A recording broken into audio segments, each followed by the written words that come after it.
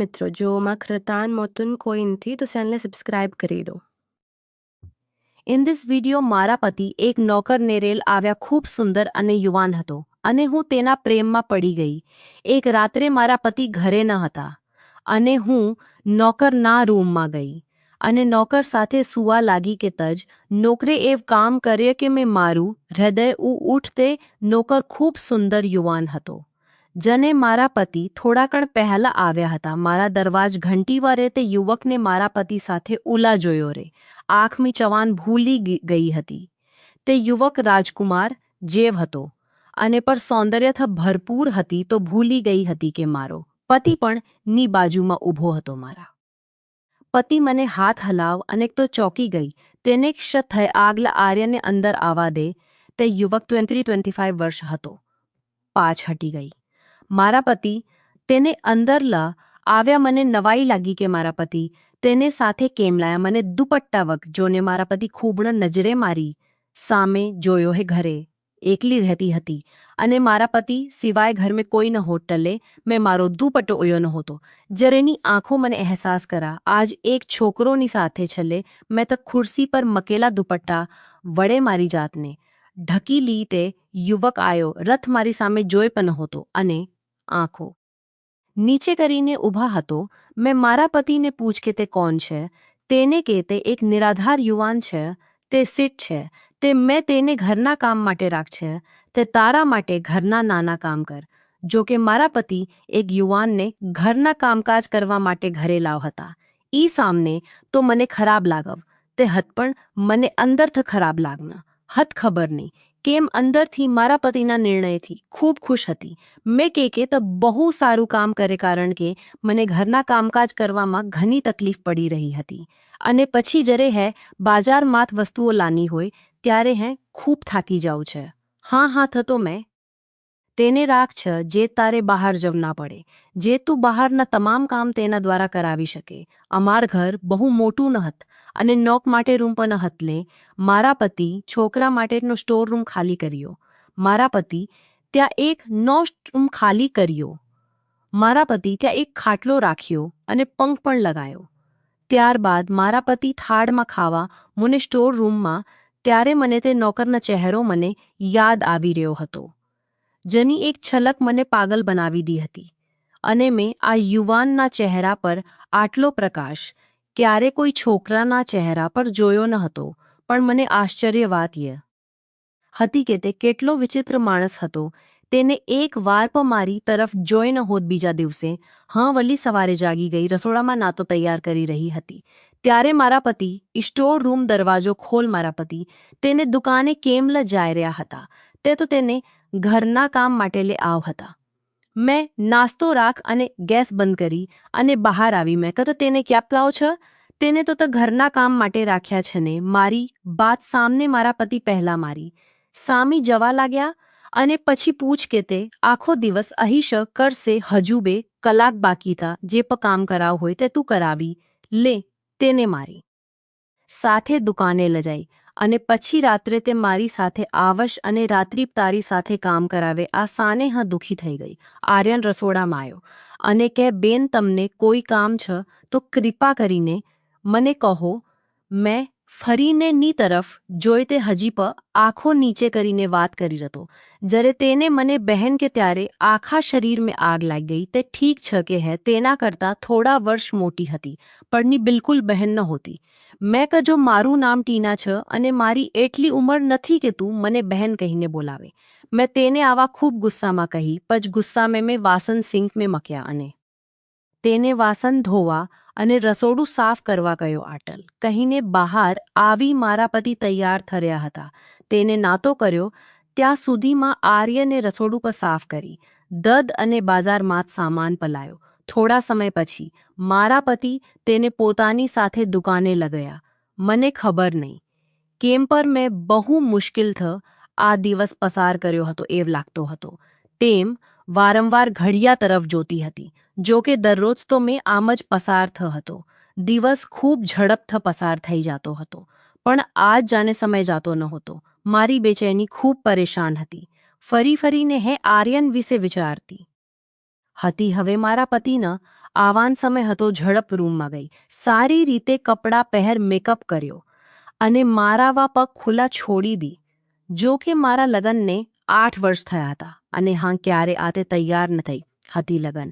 ના શરૂઆતના દિવસોમાં મેં મહિના સુધી મારી જાતને સજા હતી, પરંતુ તે પછી ઘરના કામમાં વ્યસ્ત થઈ ગઈ.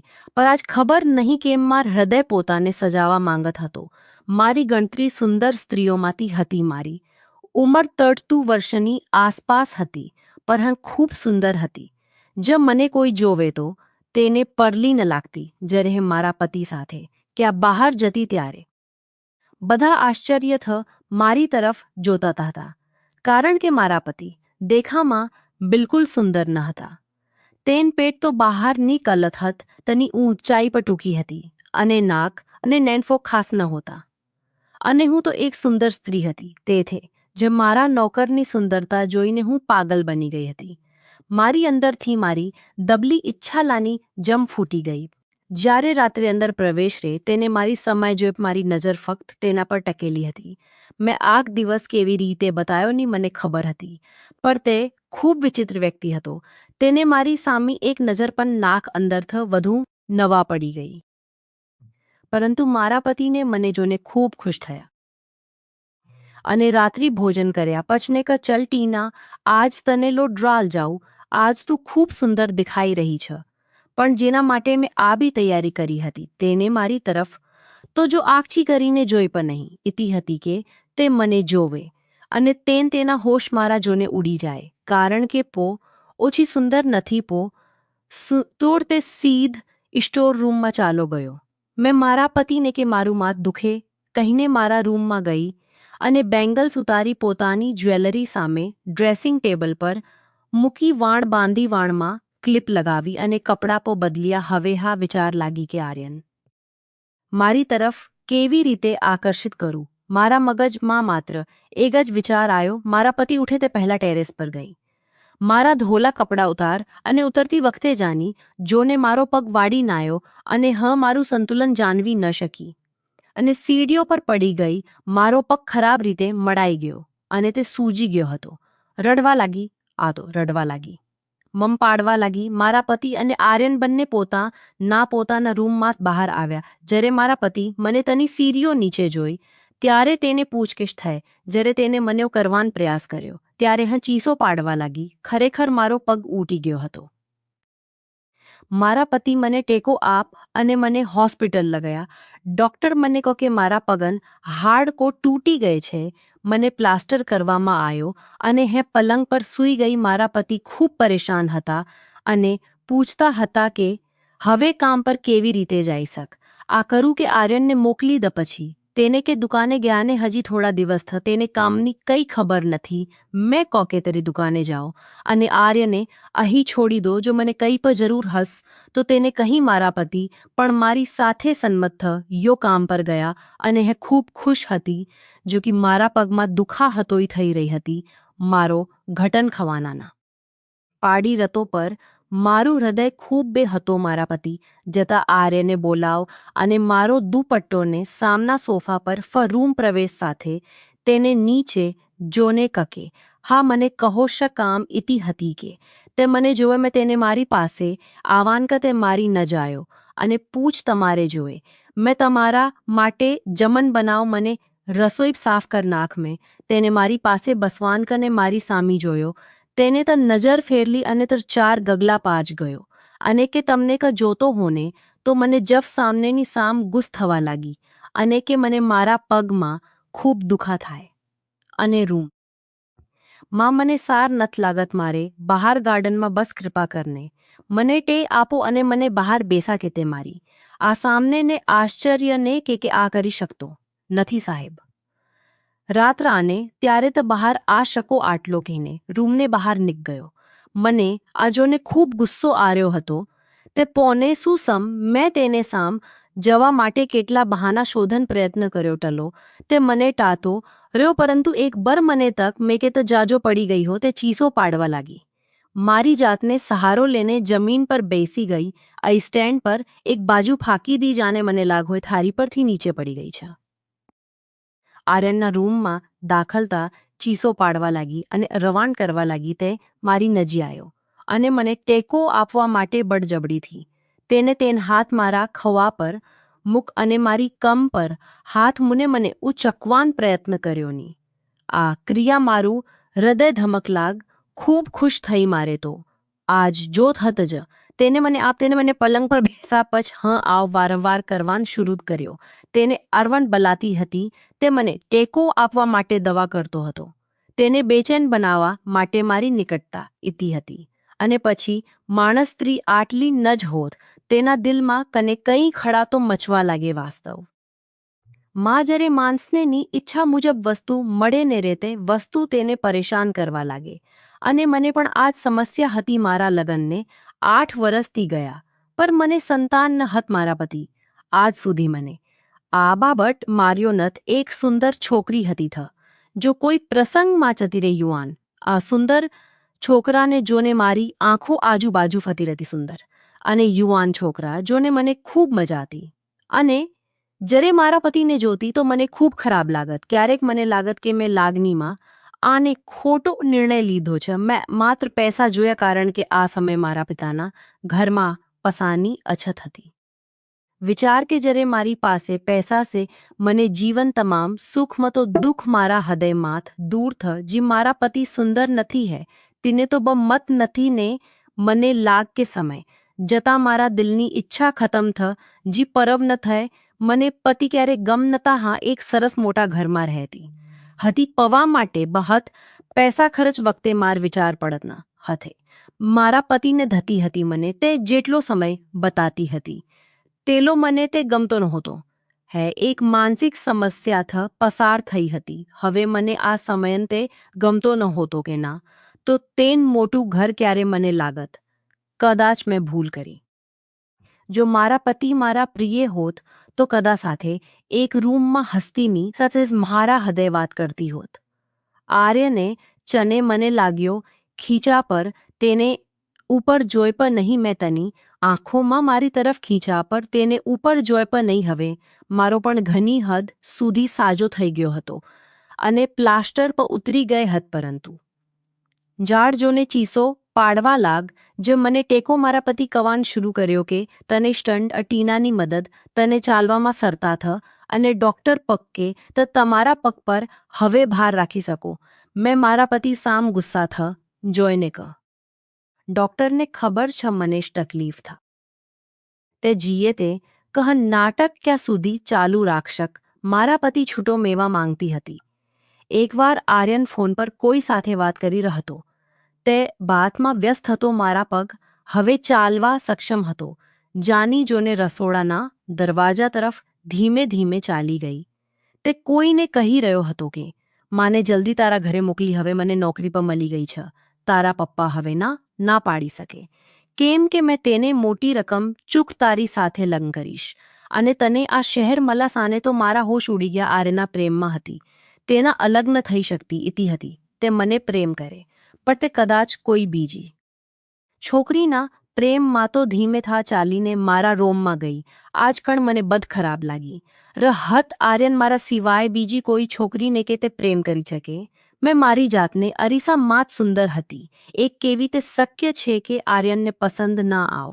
તે મારા સિવાય બીજી કોઈ છોકરીને કેવી રીતે જોઈ શકે. પછ મારા મનમાં એવ આવા લાગ કે કદાચ છોકરી ખૂબ સુંદર હશે. મારા કરતાં વધુ સુંદર હશે ગમે તે હોય. મારા સહેન ન થાય ગુસ્સાને લી મારી આંખ માત આંસુ આગયા રડવા લાગી. મેં આર્યને બોમ્બ પાડીરા રૂમ આવ્યો મને મારા પર સલામત તે જોને તે જરા આશ્ચર્ય થાય અને પૂછ કે તો મને બોલા પયો. મેં અંદર આવ મારે તારી સાથે એક વાત કરવી. તે અંદર પ્રવેશ મેં તેને કહે તને પ્રેમ કરું છે. સામને તે આશ્ચર્યચકિત થઈ ગયો. તેને પહેલી બર મારી સામે જોઈ હતો પણ તે પણ ધિક્કાર સાથે કહેવા લાગ્યો કે આ વાત કરતી વખતે તમને શરમ નથી આતી. મેં કહે તું બહુ સુંદર છ. આ વાત કરતી વખતે શરમ નથી આતી. મેં કહે તું બહુ સુંદર છ. મારા કવાટમાં ઘણા પૈસા ઉપાયા અને તે આજ જોને આશ્ચર્યચકિત થઈ ગયો. મેં કે જો તું મારી ઈચ્છા પૂરી કર તો તને નોટોથી ભરી દઈ. આ સમતાની સાથે તેને મારા ચહેરા પર જોરથી થપ્પડ મારી અને હા માલિકને કહી કે તમારા વિશે વિચારો છો? મેં હંમેશા તમને મારી મોટી બહેન જેમ ગણ અને તમારા વિશ આ વિચારીને શરમ નથ આતી થપ્પડ મને ટલો દુઃખ ન થાય જેટલો. તેને મને બહેન કહીને બોલાવ. મેં કા તારી બહેન નથી, તને પ્રેમ કરું છું. આર્યન તારા માટે પાગલ છે મારે, તને ગમે તે ભોગે મેવ પડ. અને તું જે છોકરી સાથે લગ્ન કરવાની વાત કરતો હતો ને તનેની સાથે લગ્ન કરવા નહીં દ. અને જો તો મારા પતિને મારા વિસ કવાની કોશિશ કરને તો હું તારી સાથે શકળ તેને તું કલ્પના પણ નથી કરી શક. તેના પર પાગલ નીચે પાડી રહી હતી. આ સામને તર રૂમમાંથી બહાર નીકળ્યો બીજા દિવસે. તેને કહ્યો તેના કારણ તો મારા હોશ ડી ગયા. તે મારા પતિને કહેવા લાગ કે હું તમાર કામ નથી કરી શકતો. મારા પતિ કે ત કેમ નથી કરી શકતો? તો ભૂલી ગયો કે તારું મારી સાથેણ વર્ષ સુધી કામ કરવાન કંટક્ટ મારા પતિ કહે કે એક દિવસ રતો હતો અને હાથ જોડને મને નોકરી આપવા કતો. અને હવે જવાન કારણ જાણી શકતે ના માનને તેને કે તમને કારણ કહી શક. તેમ નથી મારા પતિ. તેને કે ઠીક મેં તને એડવાન્સમાં આપલા પૈસા સા લાખ સંપૂર્ણ રકમ મને પરત કર. તને એલા માટે નોકરી નથી રાખ હે કે તે એક મહિનામાં તારી નોકરી છોડાખા હે કે મેં તને ઘરે ખયો કારણ કે તું સારો છોપ તું આસપાસ. મારે મારી પત્ની સુરક્ષિત હોની. મને ચિંતા કરવાની જરૂર નથી. મને તારા પર વિશ્વાસ લે. તની નોકરકી પર રાખ. ગમ તેમ કરને કાલે તો શહેર બહાર જવાન છે અને 5 દિવસ પછી પા આલે. તને હમણાં નહીં જવા દપા. આને રે તો જઈ શકે. મને મારા પૈસા ગમ ભ પાસ. જો મારા પતિ 5 દિવસ માટીએ જતા હતા તે સામને તો મને ખૂબ આનંદ થયો. તે 5 દિવસ દરમિયાન આર્યને મારી બી ઈચ્છા પૂરી કરીશ તે સાને આર્યન ખૂબ દુઃખી થયો. 20 દિવસે મારા પતિ બેગ તૈયાર કરી અને તેને મને કકે જાઉં છે અને તાર ધ્યાન રાખ કોશિશ કરજે કે તે ભાગી ન જાય કેમ તે. સાલા રૂપિયા એડવાન્સ લ ચૂક તેનેની સખત જરૂર હતી. તેના પિતાની કજન લગન કોઈ અન્ય સાથે કરાવથ. તેને પૈસા આપને પુષ્ટિ કરી અને તેના સંબંધોને મજબૂત કર્યા. હવે મને સમજા કે માર પતિ તેને અહીં કેમ કામ પર રાખ આર્યન પર દુકાને ગયો હતો. તે રાત્ર પાયો અને તે સમય ઘરમાં હતી. મને જોને નજર બદલી તે સી ફટાફટ સ્ટોર રૂમ ગયો અને અંદર દરવાજો બંધ કરી આજ જોને મને તેના પર ગુસ્સો આવવા લાગ્યો. મેં ક દરવાજા ખોલ આર્યન. તેને ક ત અહીં થ જઈ શકો છો. દરવાજો નહીં ખોલું. અને તેના દરવાજા પર લાંબા સમય સુધી ટપરા કરતી રહી. પછ થાકી ગને રૂમ મેં આવી ગઈ. મને તેના પર ખૂબ ગુસ્સો આવ્યો. પણ રાત્રે બવાગ મારા મનમાં એક વિચાર આવ્યો કે મારી પાસે તો સ્ટોર રૂમ ચાબી છે. મેં ડ્રાવરમાં સ્ટોર રૂમ ચાબી કા અને ખૂબ ધીમે ધીમેથી સ્ટોર રૂમમાં પ્રવેશ કર્યો. ખોલ તો સામેના ખાટલા પર આર્યન મોડા પર ચાદરોને સૂકતો હતો. મેં ધીમેથી સ્ટોર રૂમના દરવાજો બંધ કર્યો અને તેના ખાટલા પર જાને સૂઈ ગઈ. મેંની સામે જોઈ તો રોમાં સંપૂર્ણ અંધારું હતો. મેં તેને આલિંગન આપ મેં આવાજ સાપ તે મારા હોશ ઉડા દેવા માટે પૂરતો હતો. તે બીજા કોઈ નહીં મારા પતિ આવાજ હતો. તજી થને બેઠી ત્યાં એક ટોર્ચ ન પ્રકાશ હતો મારા ચહેરા પયો. મેં તે વ્યક્તિને ખાટલા પર જોયો તો તે મારો પતિ હતો. જોને ચોકી ગઈ અને તેને કવાન શરૂ કર્યો કે આર્ય મને તમારા વિષ બદક અને મેં ટક હતકેચા શર્મા જાઉં તારી વાસ્તવિકતા જોવા માંગ હતો રવા લાગી. મારા પતિ સામે હવે માર બધું સત્ય આ ગઈ હતો. તને મને ત્યાં છૂટા છેડા આપી દી અને મને સવારે મારા ઘરે પાછા જવાન કરને કે જિંદગી એક બેવફા સ્ત્રી સાથે પસાર નહીં કરું. એક કદરૂપી સ્ત્રી સાથે મારું જીવન જીવી શકશે પર બેવફા ક્ષત્રિ સાથે નહીં. એક પુરુષ પોતાની પત્ની બદ ઈચ્છા પૂરી કરવા માટે આખો દિવસ મહેનત કરી છે જે તેનેની પત્ની વફાદારીમાં શકે નહીં. તો પૈસાને કોઈ ખોટી સ્ત્રી પારીમાં પડવા તૈયાર થઈ જા. મેં બધું ગુમાહ કાશમાં મારી દૃષ્ટિ રક્ષા કરી હો. જમ આર્યને માણસ હોવા છતાં કર હતો. મિત્રો જ્યારે કોઈ પુરુષની પત્ની પર વિશ્વાસ ગુમાવી બેસે ને ત્યારેની સાથે તમારા પતિ કે પત્ની સાથે ક્યારે છેતરપિંડી ના કરલા માટે તમારે તમારા પતિ કે પત્ની સાથે ક્યારે છેતરપિંડી ના કરો. મિત્રો આશા આજ તમને પસંદ આવી હશ. તમારો અભિપ્રાય કમેન્ટ બોક્સમાં જરૂરથી જવો. વીને લાઇક કરીને વધુમાં વધુ શેર પકડજો અને આવી અનવી વાર્તા સાવા માટે અમારા ચેનલ સબસ્ક્રાઇબ જરૂરથી કરજો. આપને ફરી મેં એક નવી વાર્તામાં ત્યાં સુધી ધન્યવાદ.